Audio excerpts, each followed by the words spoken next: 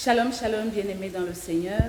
Je tenais à faire cette petite vidéo, non seulement à cause des temps que nous vivons ici dans notre pays, mais également parce que ce matin, lors de mes moments de méditation, j'ai beaucoup reçu du Saint-Esprit qui parle encore. Bien-aimés dans le Seigneur, vous savez, nous sommes chrétiens et nous tirons toute notre foi, nous tirons notre comportement, nous tirons nos attitudes de l'exemple parfait qu'est notre Maître Jésus-Christ de Nazareth. Vous savez, le Seigneur Jésus avait été suscité à une époque où Israël était en attente d'un sauveur. Un sauveur non pas comme le ciel l'entendait, mais comme les hommes l'entendaient. Ils attendaient un Messie qui devait venir chasser les Romains avec violence de leur terre.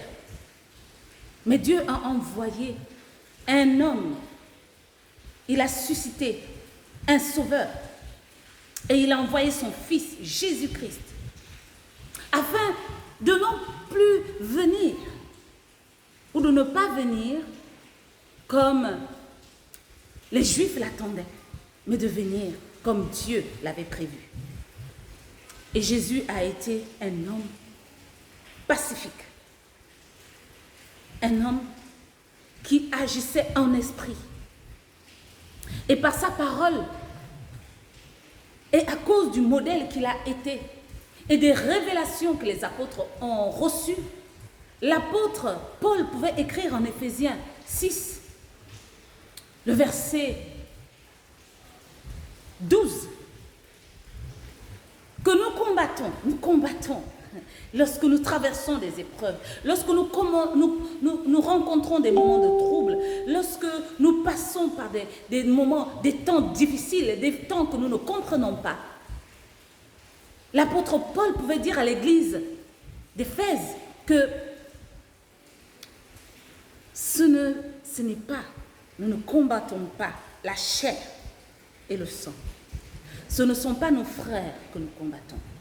Mais nous devons discerner l'esprit qui est en nous, l'esprit qui agit en nous. Et c'est cet esprit-là que nous devons combattre. Nous devons le combattre par nos prières, nous devons le combattre par nos invocations, nous devons le combattre rempli du Saint-Esprit. Parce que c'est une guerre d'esprit. Ce n'est pas une guerre entre l'État et nous, ce n'est pas une guerre entre mon frère et moi, ce n'est pas une guerre entre l'autre et moi, c'est une guerre d'esprit. Parce que, comme nous pouvons le lire dans le livre de Luc, au chapitre 22, à partir du verset 3, vous pouvez lire ceci, que Judas, qui était apôtre de Jésus-Christ, qui marchait depuis longtemps avec Jésus-Christ, à un moment donné de sa marche avec Dieu, avec le Seigneur, Satan est entré en Judas. Et quelque temps après, qu'est-ce qui s'est passé? Judas est devenu celui que nous connaissons, le traître. Il a commencé à poser des actes de trahison à cause de l'esprit qui était en lui. Cet esprit l'a amené à trahir ce qui était pour lui sacré, Jésus-Christ. Cet esprit l'a amené à avoir une autre mentalité, une mentalité exécrable. Il est devenu méchant, insensible. Il a oublié tous les miracles qu'il a vu Jésus faire. Il a oublié tout l'amour, tous les enseignements du Maître. Il est devenu juste un instrument entre les mains de Satan. Bien-aimés, il vous faut bien comprendre que lorsque nous sommes chrétiens, nous avons d'autres types d'armes. Nos armes ne sont pas juste d'hurler sur Internet. Nos armes ne sont pas d'hurler dans nos églises. Nos armes sont de vivre, d'intercéder avec puissance, autorité, d'intercéder notre Père qui est dans les cieux, de l'appeler parce qu'il nous a investis, parce qu'il nous a donné mandat de prier pour cette nation. Il nous a donné mandat de nous tenir en face des esprits, en face des principautés, en face des dominations des ténèbres. Toute autorité satanique qui va contre le règne de Dieu, contre le bien-être humain, toute force des ténèbres, nous le combattons. Mais nous ne le combattons pas avec des armes physiques. Nous ne le combattons pas avec des armes matérielles. Parce que nous ne combattons pas ni la chair, ni le sang. Nous combattons les esprits méchants qui entrent dans les hommes, les esprits méchants qui dirigent nos vies, qui dirigent les États et qui les amènent dans la perdition. C'est eux que nous combattons. Et nous les combattons dans la prière, dans les invocations, dans les supplications. Et le Seigneur pouvait me conduire plus loin et dire, l'heure n'est plus à la supplication. L'heure est à l'invocation, à la domination. Notre Dieu est Seigneur. Et il a entendu nos prières. Et il a envoyé les anges pour combattre à nos côtés. Nous ne sommes pas seuls dans ces moments de prière. Nous ne sommes pas seuls lorsque nous prions, lorsque nous invoquons. Nous ne sommes pas seuls lorsque nous prions au nom de Jésus-Christ de Nazareth. Ne l'oubliez jamais, ce nom-là tout seul fait fléchir tout genou au ciel, sur la terre et sous la terre. Ce nom-là tout seul est une autorité, est une arme puissante. Et vous savez, le Saint-Esprit pouvait me conduire dans le livre de Daniel au chapitre 10. Daniel au chapitre 10.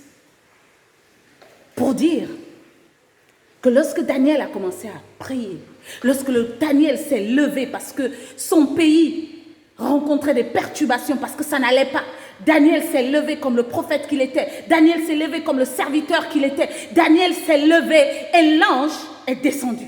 Dieu a envoyé un ange venir à sa rencontre pour le bénir, lui envoyer la réponse de Dieu pour dire que ta prière a été entendue et que Dieu a réagi. Mais qu'est-ce qui s'est passé? Il s'est passé que l'ange est descendu. Mais Daniel ne l'a pas vu. Le combat a été engagé dans les lieux célestes, mais Daniel ne le savait pas.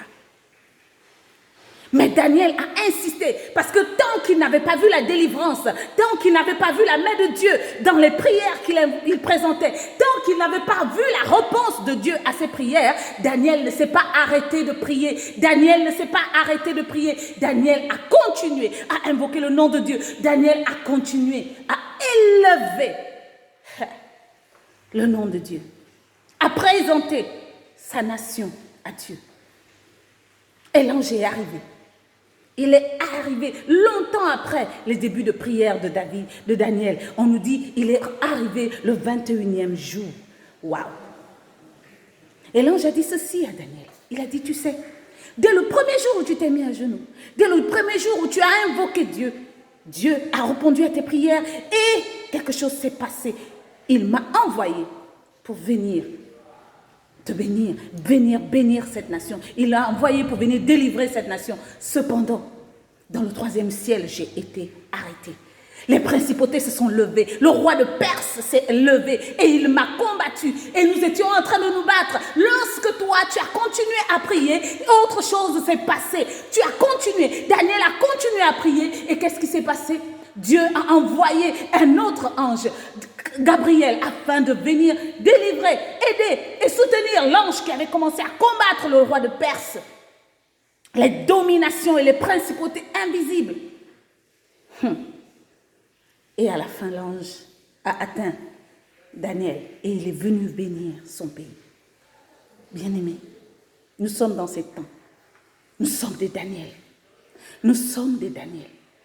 Nous ne devons pas arrêter de prier, d'invoquer, de prononcer des paroles de délivrance, de croire. Nous ne devons pas perdre la foi. Mais il est hors de question que nous réagissions comme des hommes de chair, que nous pensions que c'est la faute de X ou de Y, que l'État ne fait pas son boulot, ce n'est pas notre travail. Toute autorité vient de Dieu. Il est hors de question que ce soit la violence qui soit notre réponse. Ce n'est pas cela le plan de Dieu. Nous sommes des hommes et des femmes de prière. Nous sommes des hommes et des femmes de puissance. Et nous parlons au nom de Dieu. L'Église ne peut jamais être muselée. Jamais. Parce que l'Église, ce n'est pas les murs. L'Église n'a jamais été les murs.